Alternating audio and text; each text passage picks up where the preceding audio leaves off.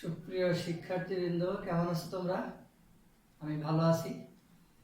আশা করি তোমরা পূর্বের ক্লাসগুলো মনোযোগ সহকারে করেছো এবং সেই যে কাজগুলো করেছো এবং সেই সাথে সাথে এর রিলেটেড অঙ্ক করার চেষ্টা করেছো।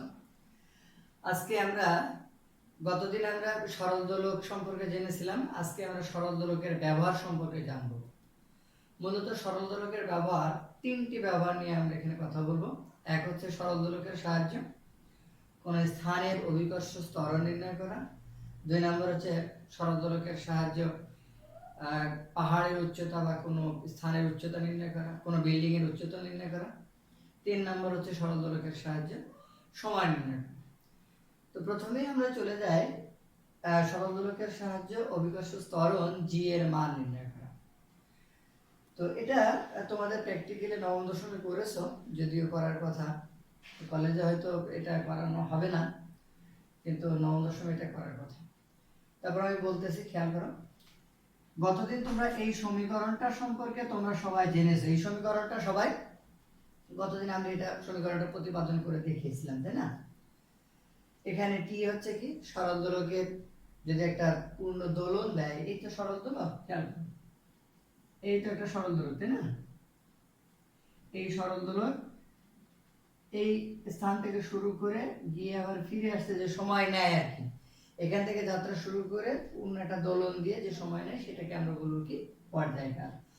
এটা হচ্ছে কি এর কার্যকারী দৈর্ঘ্য। এই সরল দোলকে এই যে যেখান থেকে ঝোলানো আছে সেখান থেকে ববের কেন্দ্র পর্যন্ত দূরত্ব, এটা হচ্ছে কার্যকারী দৈর্ঘ্য। যেটা কি এই সরল দোলকটা যে জায়গাতে আমরা তৈরি করেছি সেই জায়গার অভিকর্ষ স্তর। তো আমরা যে কোনো একটা বস্তুকে আমরা একটা ববকে কি করতে পারি, সুতার সাহায্যে ঝুলিয়ে দিয়ে কি করতে পারি, একটা সরল দোলক তৈরি করতে পারি।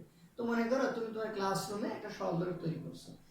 এই যে কার্যকারী দৈর্ঘ্য অর্থাৎ সুতার দৈর্ঘ্য তুমি নিয়েছো, একটা দৈর্ঘ্য নিয়েছো, মনে করো যে 9.99 সেন্টিমিটার নিয়েছো। কত? 99 সেন্টিমিটার। আর এই যে ববের ব্যাসার্ধ যেটা তোমাকে দেওয়া হবে, এই ববের ব্যাসার্ধ তুমি যে জানো, তাহলে কি করতে হবে, কার্যকারী দৈর্ঘ্য এল পেয়ে যাচ্ছ, তাই না? এল পেয়ে যাচ্ছ। এখন আমরা বলেছি যে যদি আমাদের সরল দোলন গতি হতে হয় তাহলে এটা কি এই যে কোণের বিস্তার 4 ডিগ্রির ভিতরে নিতে হবে। 4 ডিগ্রির ভিতরে নিয়ে আমরা যে দোলন দিয়ে একটা স্টপ ওয়াচ নিয়ে যদি আমরা দোলন কাল পরিমাপ করি, কিভাবে পরিমাপ করব? আমরা 10টি পূর্ণ দোলনের জন্য সময়টা পরিমাপ করে ফেললাম।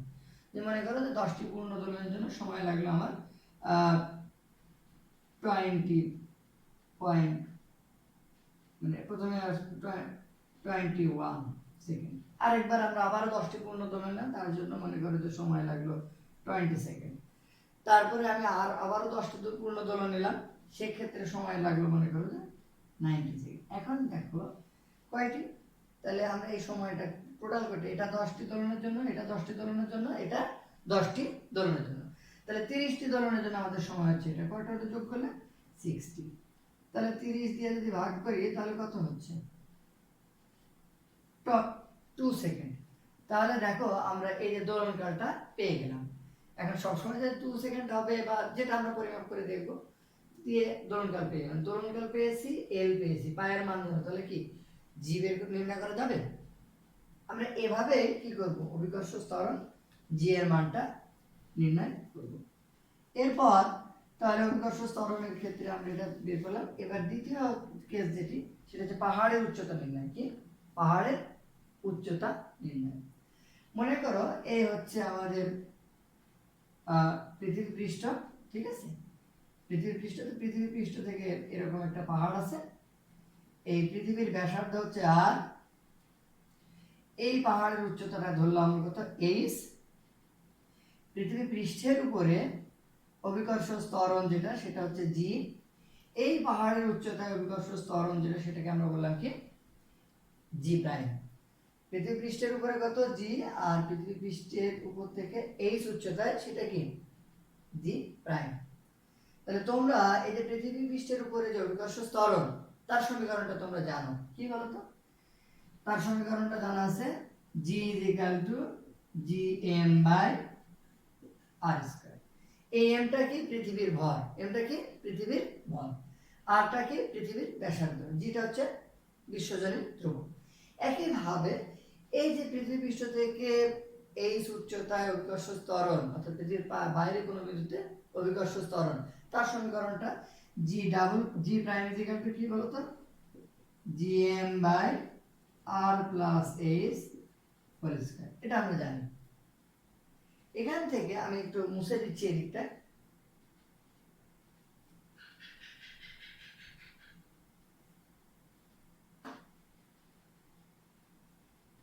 তাহলে দেখো আমি যদি এটাকে 1 নম্বর সমীকরণ দিই, এটাকে 2 নম্বর সমীকরণ দিলাম, তাহলে কি লিখতে পারবো আমরা, g divided by g prime 1 by 1 divided by 2 equal to কি হবে, gm কেটে যাচ্ছে, তাহলে কি হচ্ছে equal to r plus h whole square divided by r square. আমরা যদি উভয় দিকে বর্গমূল করি তাহলে কি হচ্ছে g by g prime root over r plus h divided by r। আমি একটু দেখে নিই ভিডিও হচ্ছে কিনা।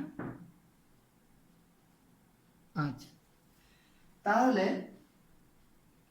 খেয়াল করো এখান থেকে তো আমরা কি g divided by g prime is equal to কত পাচ্ছি, 1 plus h by r, 1 plus h by r। তাহলে h by r is equal to কত, খেয়াল করো h divided by r is equal to g divided by g prime তার root minus 1। অতএব h is equal to g divided by g prime তার root minus 1 into r।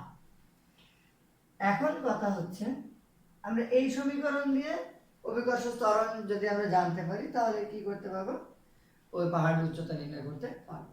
এখন আমরা মনে করো, খেয়াল করে কথাটা, আমরা একটা দোলক তৈরি করেছি, ঠিক আছে, সেই দোলকের কার্যকরী দৈর্ঘ্য কত, l। ওই দোলকটা প্রথমে পৃথিবী পৃষ্ঠে, ঠিক পৃথিবী পৃষ্ঠে কি করলাম, ওই দোলকের দোলনকাল নির্ণয় করলাম। তাহলে তার জন্য দোলনকালের সূত্র কি হবে, এটা ওই একই দোলক অর্থাৎ একই কার্যকরী দৈর্ঘ্যের ওই দোলকটাকে যদি আমরা এই পাহাড়ের উপরে চূড়ায় নিয়ে যাই, পাহাড়ের চূড়ায় নিয়ে গেলাম, তাহলে ওই পাহাড়ের চূড়ায় তার জন্য যে দোলনকাল কত হবে, আমরা যদি দোলন দিই তাহলে দোলনকালটা কত হবে, সেই পাহাড়ের উচ্চতার দোলনকাল টি প্রাইম যদি বলি তাহলে 2 pi root over l divided by g prime. কারণ l তো পরিবর্তন হচ্ছে না, পরিবর্তন হচ্ছে কি, পরিবর্তন হচ্ছে অভিকর্ষ ত্বরণ, পাহাড়ের উচ্চতায় কি অভিকর্ষ ত্বরণ পরিবর্তন হচ্ছে। এখন দেখো খেয়াল করো, আমরা যদি এই দুটাকে ভাগ করে ফেলি, একটাকে আরেকটা, এই সমীকরণকে যদি এই সমীকরণ দিয়ে ভাগ করি তাহলে কি হচ্ছে, খেয়াল করো, আমরা 2 কে এখন আমরা লিখি t প্রাইম বাই t, তাহলে কত হবে দেখো তো, t প্রাইম হচ্ছে 2 pi root over l by g prime, 2 pi root over l by g। 2 pi কেটে গেল, l কেটে যাচ্ছে, তাহলে দেখো t prime by t is equal to কি হচ্ছে, রুট ওভার g টা উপরে চলে যাচ্ছে, g divided by g prime, g divided by g prime. এখন খেয়াল করো আমরা এই root over g divided by g prime এইটা সমান সমান কি লিখতে পারি, t প্রাইম বাই t। অর্থাৎ t প্রাইমটা কি বলতো, পাহাড়ের উপরে ওই যে দোলকটা নিয়ে গিয়ে যে দোলনকাল আমরা পেয়েছিলাম, ওই যে দোলনকাল আমরা নির্ণয় করার প্রসেস আগেই জেনেছি, আর টিটা কি ভূপৃষ্ঠে যে দোলনকালটা পেয়েছিলাম এই দোলনকাল। এইটা দেখো আমরা যে এইটাকে যদি রিপ্লেস করি এই সমীকরণে, এই দেখো এই যে সমীকরণ, এই উচ্চতার যে সমীকরণটা আমরা পেয়েছিলাম, এই জায়গায় যদি এটাকে যদি আমরা t প্রাইম বাই t দ্বারা রিপ্লেস করি তাহলে আমরা যে সমীকরণটা পাই সেটা কি দেখো, এটা মুছে ফেললাম, হ্যাঁ, সেটা কি হচ্ছে, h is equal to হচ্ছে t prime by t minus 1 into r। And এই সমীকরণ দিয়ে আমরা কি করতে পারবো,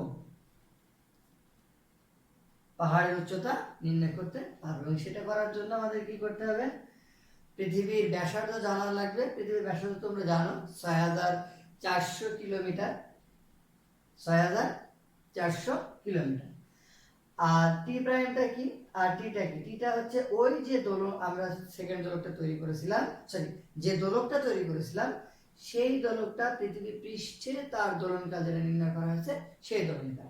ওই একই দোলক যখন আমরা পাহাড়ের উপরে নিয়ে গেলাম তার জন্য নিয়ে গিয়ে যে দোলনকালটা আমরা তার দোলনকাল নির্ণয় করলাম কিভাবে, ওই যে ম্যানুয়ালি স্টপ ওয়াচ দিয়ে, সেই দোলনকালটা হচ্ছে কত, টি প্রাইম। তাহলে এই দুইটা যদি আমাদের জানা থাকে, আর জানা থাকলে আমরা কি করতে পারবো, পাহাড়ের উচ্চতাটা নির্ণয় করতে পারো। তো এভাবে তোমরা নির্ণয় করতে পারো। এরপরে হচ্ছে আমরা জানবো, আমরা মোটামুটি দুইটা প্রসেস জানলাম যে সরল দোলকের ব্যবহার।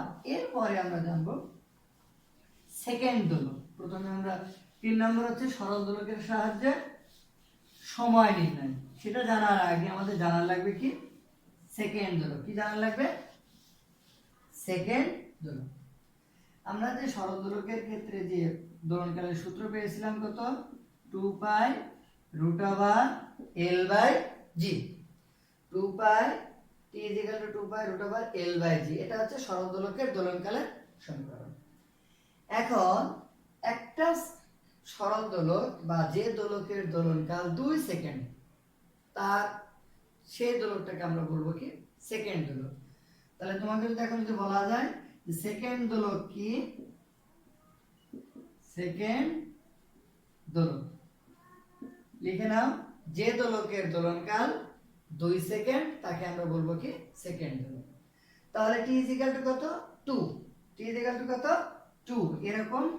তাহলে আমরা যে 2 বসিয়ে দিই, তাহলে 2 is equal to 2 pi √L by g. উভয় দিকে বর্গ করে দাও, তাহলে কি হচ্ছে 4 is equal to 4 pi square L by g. কেটে গেল। তাহলে কি হচ্ছে L ইজ ইকুয়াল টু কি, g divided by pi square. তাহলে তুমি যদি কোনো স্থানে একটি সেকেন্ড দোলক নির্ণয় করতে চাও, তাহলে তার কার্যকারী দৈর্ঘ্য কত হবে সেটা নির্ণয় করবা কোন সূত্র দিয়ে, এই সূত্র দিয়ে। মনে করো তুমি যশোরে তোমার ক্লাসরুমে বসে একটা সেকেন্ড দোলক তৈরি করতে চাচ্ছ, তখন কি করবে, তোমাকে জানতে হবে তোমার ক্লাসরুমের জন্য বা যশোরের জন্য অভিকর্ষ ত্বরণের মানটা কত। তুমি যদি সেটা জানো, আর পায়ের মানটা তোমাদের ক্যালকুলেটরে দেওয়া আছে, তোমার মুখস্থ জানো 3.1416, এই মানটা বসিয়ে তুমি এল ক্যালকুলেশন করতে পারবে, যেটা হবে অত দৈর্ঘ্যের কার্যকরী দৈর্ঘ্যের একটা দোলক তৈরি করলে ওই দোলকের যদি দোলন দাও, তার দোলনকাল কত হবে, 2 সেকেন্ড। তাহলে আমরা সেকেন্ড দোলক সম্পর্কে জানলাম। এরপরে আমরা বলেছি আমাদের যে উদ্দেশ্যটা কি, উদ্দেশ্য হচ্ছে একটি সরল দোলকের সাহায্য সময় নির্ণয়। সময় নির্ণয়। এখন আমরা জানবো দোলক ঘড়ি। দোলক ঘড়ি কি, আমি একটা চিত্র আঁকাচ্ছি, দেখো।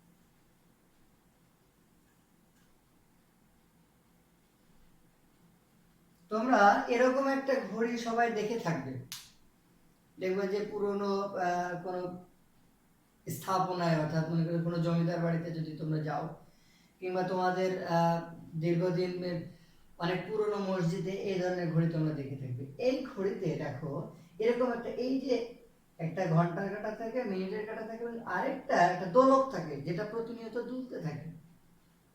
এই দোলক যেটা, এটা দিয়ে তোমার সেকেন্ড পরিমাপ করা হয়। এই দোলকটা যেটা দুলতে থাকে এটা একটা সরল দোলক, এবং এর দোলনকাল কত, 2 সেকেন্ড। তাহলে সেকেন্ড দোলক বলতে আমরা বলবো যে দোলক ঘড়ির যে সেকেন্ডের যে দোলকটা, সেটা কি একটা সেকেন্ড দোলক। তো যদি কোনো ঘড়ি আমরা এরকম ভাবে ব্যবহার করি যে এই যে দোলন দিয়ে, দোলনের মাধ্যমে সেকেন্ড পরিমাপ করা হয়, কারণ সেটাকে আমরা বলবো কি, সেকেন্ড দোলক। মজার কথা হচ্ছে এই যে সেকেন্ড দোলকের যে তোমার একটি সেকেন্ড দোলক বা একটা দোলক ঘড়ির যে সেকেন্ড যেটা দোলক, এই দোলকের একটি পূর্ণ দোলন দিতে 2 সেকেন্ড সময় লাগে। কত, 2 সেকেন্ড। তাহলে সে যদি পূর্ণ দোলন এখান থেকে গিয়ে এই জায়গায় পৌঁছায়, তা খেয়াল করো, এখান থেকে যাত্রা শুরু করলো, আমরা ধরে নিলাম এখান থেকে যাত্রা শুরু করে এখানে গিয়ে বা এখানে ফিরে আসতে কত সময় লাগবে? 2 সেকেন্ড। তাহলে এখান থেকে এখানে যেতে কত সময় লাগবে? 1 সেকেন্ড। তাহলে এখান থেকে এখানে যে গেলে কয়টা দোলন শুনে? অর্ধ দোলন, কারণ এখানে এই প্রান্ত থেকে এই প্রান্ত গিয়ে আবার এখানে ফিরে আসলে একটি পূর্ণ দোলন। আর এখান থেকে এই প্রান্ত থেকে ডান প্রান্ত থেকে বাম প্রান্ত গেলে একটি কি? অর্ধ দোলন। তাহলে একটি অর্ধ দোলনের জন্য কত সময় লাগছে? 1 সেকেন্ড। এই দোলক ঘড়ির এই সেকেন্ড দোলকের বা এই দোলকের সেকেন্ডের কাটার যে অর্ধ দোলনকে আমরা বলি একটি টিক। কি বলা হয়? 1 টিক। তাহলে একটি টিকের জন্য কত সময় লাগে? 1 সেকেন্ড। কত? 1 সেকেন্ড। আচ্ছা, এটা একটু মনে রাখবা। তাহলে একটি সেকেন্ড দোলকের দোলনকাল কত? 2 সেকেন্ড। দোলক ঘড়ির সেকেন্ডের যে দোলকটা সেই দোলকের দোলনকাল কত? 2 সেকেন্ড। একটি টিক সমান সমান কত? 1 সেকেন্ড। আচ্ছা, খেয়াল করো, একটি সেকেন্ড দোলক, যেটা তোমার ঘরে বা তোমাদের মসজিদে যে দোলক ঘড়িটা আছে সেই দোলক ঘড়ির এই যে সেকেন্ড যে দোলকটা সেটা 24 ঘন্টায় কতটা টিক দেবে? 24 ঘন্টায় কতটা টিক দেবে খেয়াল করো। 24 ঘন্টা, 1 ঘন্টা সমান সমান কত মিনিট? 60 মিনিট, তাই না? 60 মিনিট সমান সমান কত? 1 মিনিট সমান সমান কত? 60 সেকেন্ড। এই যে সময়টা তোমরা যদি ক্যালকুলেটর নিয়ে যদি এটাকে ক্যালকুলেশন করো তাহলে কত হবে? 24 × 60 × 60 হচ্ছে 86400 এত সেকেন্ড। তাহলে একটি মানে 24 ঘন্টায় টোটাল কত সেকেন্ড? এত সেকেন্ড। তাহলে একটি দোলক ঘড়ির ওই যে কতটা অর্ধ দোলন দেবে? একটি দোলক ঘড়ির যে সেকেন্ডের যে দোলকটা সেটা কতটা অর্ধ দোলন দেবে? এতটি, কারণ 1 সেকেন্ডে একটি দেয়। তাহলে এত সেকেন্ডে কতটি দেবে? এতটি। তাহলে এটা মনে রাখো। এখন এই দোলক ঘড়ির সাহায্য সময় নির্ণয়ের ক্ষেত্রে আমরা একটা বিষয় খেয়াল করি। দোলক ঘড়ি ধীরে চলা বা দ্রুত চলা এই বিষয়টা একটু জানবো। খেয়াল করো, একটা দোলক ঘড়ির যে এটা থাকে, দোলক ঘড়ির যে এটা থাকে, এটা একটা ধাতব পাতের তৈরি। কি তৈরি? একটা ধাতব পাতের তৈরি। এখন মনে করো যে এই দোলক ঘড়িটা তৈরি করা হয়েছে শীতকালে। শীতকালে টেম্পারেচার কম থাকে, তার মানে ধাতব পাত যে দৈর্ঘ্য থাকে, যখন গ্রীষ্মকাল তখন টেম্পারেচার কি হয়? তাপমাত্রা বেড়ে যায়। সেই ক্ষেত্রে কি হয়? ধাতব পাতের দৈর্ঘ্যটা বেড়ে যায়। আর আমরা দোলনকাল টি সমান সমান কি জানি? 2π√L/g। শীতকালে যে দৈর্ঘ্য পরিমাপ করে সেকেন্ড জুলে করেছিলাম আমরা, সেকেন্ড পরিমাপ করেছিলাম, যখন গ্রীষ্মকাল চলে আসলো তখন কি হলো? তখন এল পরিবর্তন হয়ে গেছে। এল যদি পরিবর্তন হয়ে যায় তখন কি হবে? বেশি সময় লাগবে। তার মানে কি? একটি পূর্ণ দোলন দিতে তাকে এল পরিবর্তন হলে টি পরিবর্তন হয়ে যাচ্ছে। আর টি কি? এল বাড়লে টি বাড়বে। যদি টি বাড়ে অর্থাৎ দোলনকাল যদি বেড়ে যায় তার অর্থ কি? গ্রীষ্মকালে এই যে দোলকটা, আমাদের এই যে সেকেন্ডের যে দোলকটা, এটা কি একটি পূর্ণ দোলন দিতে কি লাগবে? বেশি সময় লাগবে। আর বেশি সময় যদি লাগে তাহলে দেখো, আগে 60 সেকেন্ড লাগতো 60টি টিক দিতে, এখন 60টা টিক দিতে তার চেয়ে বেশি সময় লেগে যাচ্ছে। তার মানে কি? এই ঘড়ি কি সময় কম দিবে না? ঘড়ি ধীরে চলবে, তার মানে কি ঘড়ির সময়টা কম দিবে, অর্থাৎ কি সময় হারিয়ে যাবে, আমরা সময় পাবো না। 24 ঘন্টা না পেয়ে দেখা গেল যে 24 ঘন্টায় সময় 24 ঘন্টায় চলে গেছে, কিন্তু আমরা গ্রীষ্মকালে সময় কি কিছুটা কম পাচ্ছি। তাহলে এই যে কম পেলাম, কতটুকু কম পেলাম এটা আমরা পরিমাপ করতে পারি। আবার একটা সেকেন্ড দোলক মনে করো যে, আবার অনেক সময় খেয়াল করো, আমরা একটা সেকেন্ড দোলক করলাম, কি তৈরি করলাম, তৈরি করার পরে পৃথিবীতে বসে তার দোলনকাল পেলাম কত? 2 সেকেন্ড। ঘড়ি তৈরি করলাম। এখন এই ঘড়িটাকে যদি আমরা পাহাড়ের উপরে নিয়ে যাই, বা সেকেন্ড দোলকটাকে যদি আমরা পাহাড়ের উপরে নিয়ে যাই, তখন কি হবে? সেকেন্ড দোলক যেহেতু তার দোলনকাল টি, পাহাড়ের উপরে নিয়ে গেলে কি হবে? এই জিটা কমে যাবে না? যদি আমরা সেকেন্ড দোলককে পাহাড়ের উপরে নিয়ে যাই তখন কি হবে? জি কমে যাবে। জি কমে গেলে টিটা কি বেড়ে যাবে, অর্থাৎ পাহাড়ের উপরে গেলে কি হবে? সেকেন্ড দোলকের দোলনকালটা বেড়ে যাবে। আর দোলনকাল বেড়ে গেলে কি হবে? সে সঠিক সময় দেবে না। এই যে কতটুকু সময় হারিয়ে গেল 24 ঘন্টায় কিংবা একদিনে, সরি একদিনে কিংবা 1 ঘন্টায় কিংবা 1 বছরে কতটুকু সময় হারাবে সেটা আমরা নির্ণয় করতে পারবো। আবার তোমরা জানো যে খনির ভিতরে যখন যাওয়া যায় তখন কি হয়, অভিকর্ষ ত্বরণটা খনিতে ভূপৃষ্ঠের ভিতরে অভিকর্ষ ত্বরণ কম, সেক্ষেত্রে কি হবে, ভূপৃষ্ঠ থেকে যদি ভিতরে যাওয়া যায় সেক্ষেত্রেও কি হবে, একটা সেকেন্ড দোলকের দোলনকালটা বেড়ে যাবে, অর্থাৎ সে কি হবে, সময় হারাবে। তাহলে আমরা সেই হারানোর সময় কতটুকু সময় হারাবে 24 ঘন্টায় পাহাড়ের উপরে নিলে বা তার কার্যকারী দৈর্ঘ্য পরিবর্তন করলে সেটা এখন আমরা জানবো। খেয়াল করো, মনে করো যে একটি সেকেন্ড দোলককে পাহাড়ের উপরে নিয়ে গেলে সে n সেকেন্ড সময় হারায়। কি হলো, দেখো মনে করি পাহাড়ে নিলে কি হয়, n সেকেন্ড সময় হারায় বাকি ধীরে চলে। একটা কথা মনে রাখবে, n সেকেন্ড সময় হারায় বা ধীরে চলে। 24 ঘন্টায় কত সময়, 86400 এত সেকেন্ড, তাই না? এখন সে 24 ঘন্টায় যেহেতু n সেকেন্ড সময় হারিয়ে ফেলেছে, তাহলে সে পরিমাপ করবে কত, এত মাইনাস এত সেকেন্ড, কিন্তু প্রকৃত সেকেন্ড কত, তাহলে এত সে পরিমাপ করবে, তাই না? এত সেকেন্ড কম সময়ে পরিমাপ করবে, তার মানে কি 1 সেকেন্ডে যেহেতু একটি তোমার কি দেয়, টিক দেয়, তাহলে সে এতটি টিক দেবে কত সময়ে, এতটি টিক দেবে কত সময়ে, টিক দেবে কত সময়ে, 86400 সেকেন্ডে। তাহলে একটি টিক দিতে কত সময় দিবে, কত সময়ে, 86400 divided by 86400 minus n second.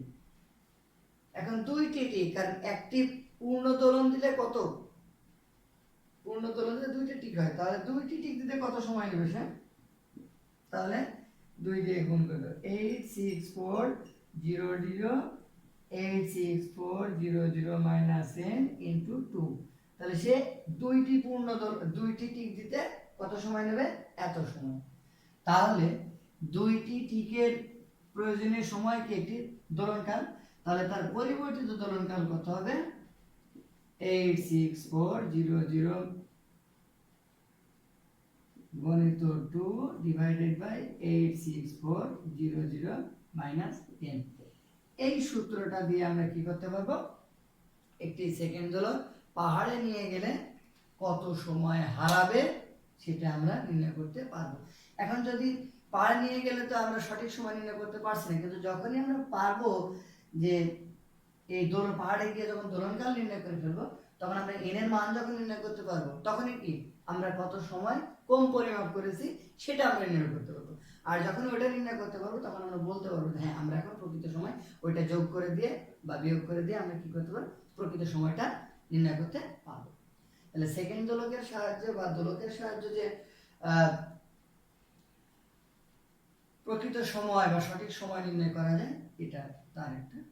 এখন খেয়াল করো, কেউ একজন বললো যে স্যার যদি দোলক ঘড়ি দ্রুত চলে, কি হয়, দ্রুত চলে কিভাবে, মনে করো তুমি পাহাড়ের উচ্চতায় পাহাড়ে নিয়ে গিয়ে একটা সেকেন্ড দোলক তৈরি করেছো, কি করেছো, পাহাড়ে নিয়ে গিয়ে সেকেন্ড দোলক তৈরি করেছো। ওই জায়গায় খেয়াল করো, আমি একটু কথা বলি, যেটা বলছিলাম যে পাহাড় আমার t ইকুয়াল টু কি 2 pi root over l by g, পাহাড়ের উপরে জিটা তো কম, তাই না, জি প্রাইম। এখন পাহাড়ের উপরে নিয়ে গিয়ে আমরা কি করলাম, সেকেন্ড দোলক তৈরি করলাম। এটা যদি 2 ধরি তাহলে কি হবে, সেক্ষেত্রে l ইকুয়াল টু কত হবে,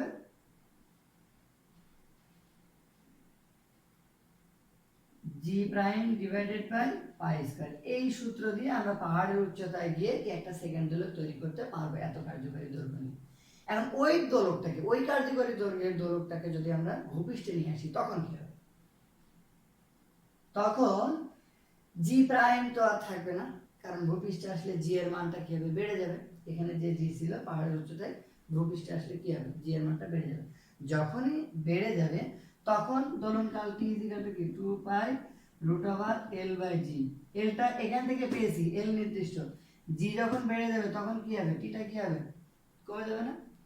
টি কমে যাওয়ার অর্থ কি, ওই যে সেকেন্ড দোলক যেটা নাকি পাহাড়ে তৈরি করেছিলাম এখন ভূপৃষ্ঠে এসে সময় নির্ণয় করতে চাচ্ছি যেটা দ্বারা, সেটা কি হবে, দ্রুত চলবে, তার সময় কম লাগবে কারণ জি বেড়ে যাচ্ছে, তাহলে তার দোলনকালটা কি হবে, কমে যাচ্ছে। আর কমে গেলে সে খুব দ্রুত কি হবে, পূর্ণ দোলন দিবে, অর্থাৎ কি সে দ্রুত চলবে। আগে দেখা যাচ্ছে 24 ঘন্টায় সে যেত কত, কয়টা অর্ধ দোলন দিত, 86400। এখন কি হবে, সে যদি n সংখ্যক অর্ধ দোলন বেশি দেয়, কি দেয়, তাহলে দেখো এখন সে অর্ধ দোলন দেবে কত, 86400 প্লাস n, এত সংখ্যক অর্ধ দোলন দেবে কত সময়ে, 86400। তাহলে একটি দেবে কত সময়ে, 86400 ডিভাইড বাই 86400 প্লাস n। আর দুইটি দেবে কত, 86400 into 2 divided by 86400 plus n। আর এটাই হচ্ছে কি তার পরিবর্তিত দোলন কাল। এটা কি, এটা হচ্ছে যদি সে ধীরে চলে, সময় যদি হারিয়ে ফেলে, অর্থাৎ সময় কম পরিমাপ করে তখন এটা। আর সময় যদি বৃদ্ধি হয়, সময় যদি সে যদি বেশি পরিমাপ করে, হ্যাঁ, সেক্ষেত্রে সূত্রটা কোনটি, এটা।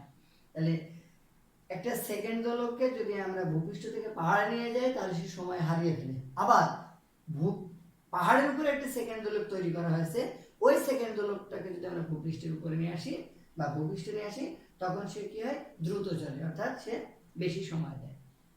তো আমাদের বেশি আমরা ব্যবহার করবো এই সূত্রটা। তাহলে এটাকে যদি আমরা একবারে লিখি, এটা জেনারেল ফর্মে লিখি, তাহলে আমরা লিখতে পারি টি প্রাইম এই মাইনাস বা প্লাস মাইনাস বা মাইনাস প্লাস, যদি সময় হারায় তাহলে মাইনাস, আর যদি সময় বেশি দেয় তাহলে প্লাস। এটা দিয়ে আমরা কি করতে পারি, পরিবর্তিত দোলনকাল নির্ণয় করতে পারি। এখন পরিবর্তিত দোলনকাল যদি পেয়ে যায় তাহলে নির্ণয় করতে পারবো কত সময় হারিয়েছে সেটা নির্ণয় করা যাবে।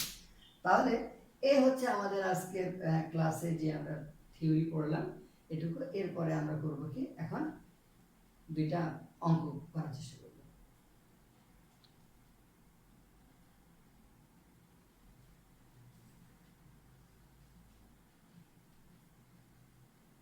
আচ্ছা, আমি একটা অঙ্ক এখান থেকে তুলে নিচ্ছি।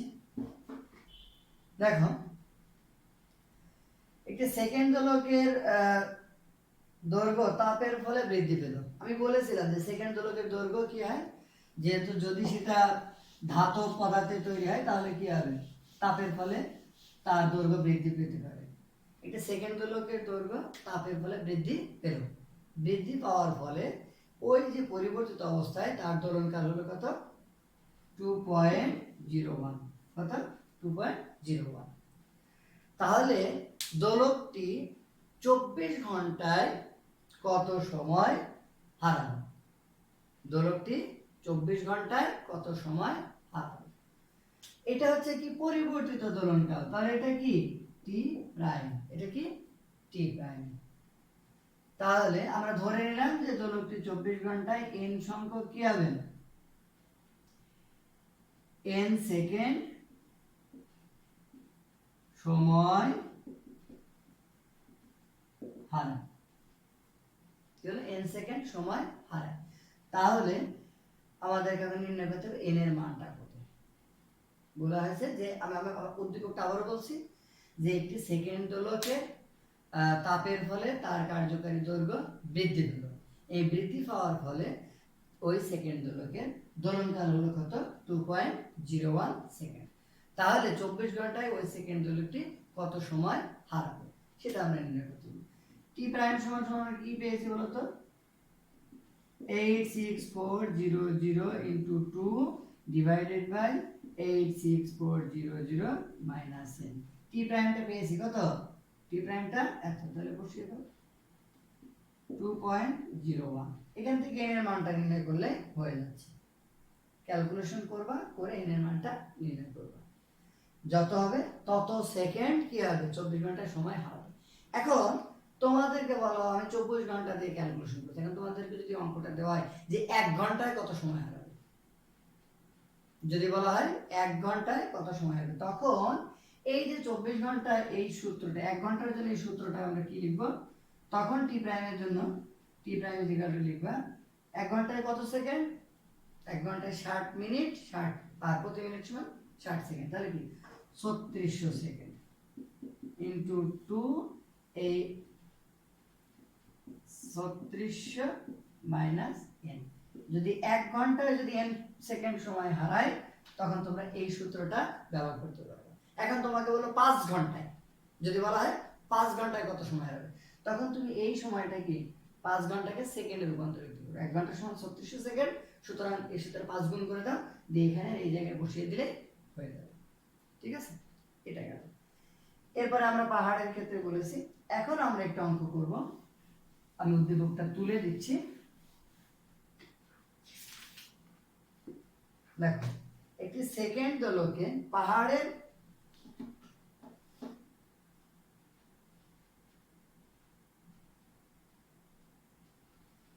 একটি সেকেন্ড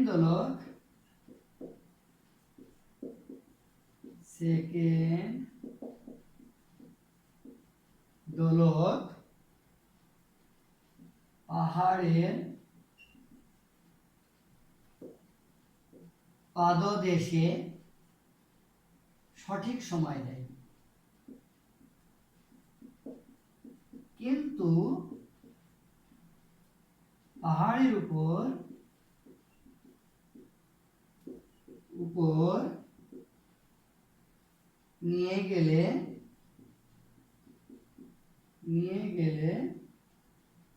সেটি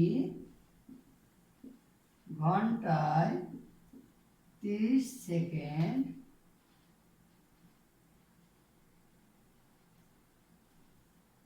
সময় হারায়। R is equal to 6400 kilometre, আর ভূপৃষ্ঠে অভিকর্ষ ত্বরণ is equal to 9.8 metre per second square. এখন তোমাকে বলা হলো যে পাহাড়ের উপরে ওই সেকেন্ড দোলকে দোলনকাল নির্ণয় করো। পাহাড়ের উপরে এক নম্বর হচ্ছে কি, পাহাড়ের উপরে সেকেন্ড দোলকে দোলনকাল, সেকেন্ড দোলকের দোলনকাল কত, অর্থাৎ টি প্রাইম নির্ণয় করতে হবে। 2 নম্বর হচ্ছে পাহাড়ের উচ্চতা কত, পাহাড়ের উচ্চতা কত। তাহলে প্রথমে আমরা টি প্রাইমটা নির্ণয় করি, আমি মুছে ফেললাম, আশা করি তোমরা তুলে নিয়ে আসো। আমরা যে সূত্রটা পেয়েছিলাম টি প্রাইম ইজ ইকুয়াল টু কত বলতো, যেহেতু বলা হয়েছে কি ঘন্টায় 30 সেকেন্ড, তাহলে কত 3600 into 2 divided by 3600 minus n, এই তো n এর মান কত 30 সেকেন্ড সময় হারায়, সুতরাং n ইজ ইকুয়াল টু কত, এখানে n is equal two 30 second বসিয়ে দাও, n এর মান 30। তাহলে তুমি ক্যালকুলেশন করে যদি ক্যালকুলেশন করো তোমরা, তাহলে যেটা পাবা n এর মানটা 2.0168 সেকেন্ড। এত সময় তোমরা পেলাম। এখন বলো পাহাড়ের উচ্চতা কত। পাহাড়ের উচ্চতার জন্য আমরা সূত্রটা পেয়েছিলাম না, মনে আছে? পাহাড়ের উচ্চতার জন্য যে সূত্রটা পেয়েছিলাম সেটা কি ছিল, সেটা ছিল h is equal to, প্রথমে ছিল √g/g prime minus 1 into r। এটা কি ভূপৃষ্ঠে অভিকর্ষ ত্বরণ, পাহাড়ের উপরে অভিকর্ষ ত্বরণ। এখন এর পরে ছিল কি বলতো, এর পরে ছিল t prime by t minus 1 into r। t প্রাইমটা পেয়েছি আমরা, পেয়েছি। টি প্রাইম কত 2.0168 টি কত যেহেতু সেকেন্ড ধরো ভূপৃষ্ঠ কত t is equal to 2 minus 1 into R R কত 6400 ইনটু 10⁻³ মিটার করে নিলাম। এটা যদি আমরা ক্যালকুলেশন করি তাহলে কত পাবো, এটা পাবো 53.76 ইনটু 10⁻³ এত মিটার, এত মিটার, দ্যাট মিন্স 53.76 কিলোমিটার আমরা পেয়ে গেলাম। এভাবে আমরা অঙ্কগুলো করব। আমি তোমাদের একটা অঙ্ক বলে দিচ্ছি, তোমরা অবশ্যই এটা করবা।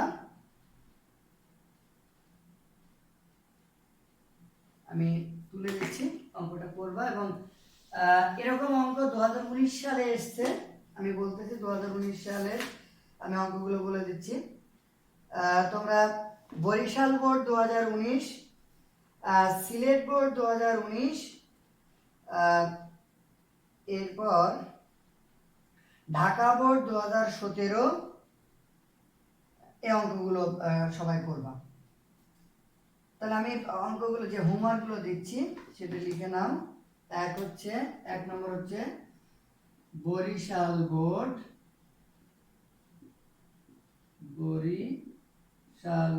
কত 2019, সিলেট বোর্ড 2019, এরপর হচ্ছে ঢাকা বোর্ড 2017। এই অঙ্কগুলো তোমরা করে আমাকে মেসেঞ্জারে একটু দেখাবা।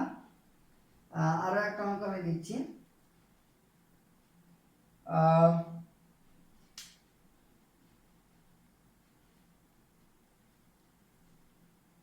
যশোর বোর্ড 2015। এই চারটা অঙ্ক তোমরা আমরা আজকে যে থিওরিগুলো পড়াইলাম এর আলোকে এবং গত দিনে যে থিওরি পড়াইছিলাম তার আলোকে আশা করা যায় তোমরা ক্লাস সবাই বুঝতে পেরেছো। আর আমি নেক্সট ক্লাস যেটা চেষ্টা করব লাইভ নেওয়ার, লাইভ নেওয়ার যদি আমি ব্যবস্থা করতে পারি আমি তোমাদেরকে অবশ্যই সিসিজি অনলাইনে আমি নোটিশ করে দিব। তোমরা সবাই ভালো থাকো আর অবশ্যই ক্লাসে যে হোমওয়ার্কগুলো আমি দিলাম তোমরা অবশ্যই এটা করে মেসেঞ্জারে আমাকে ব্যাক দিবে। ঠিক আছে, ধন্যবাদ, ভালো থাকো, সুস্থ থাকো এবং বাসায় থাকো।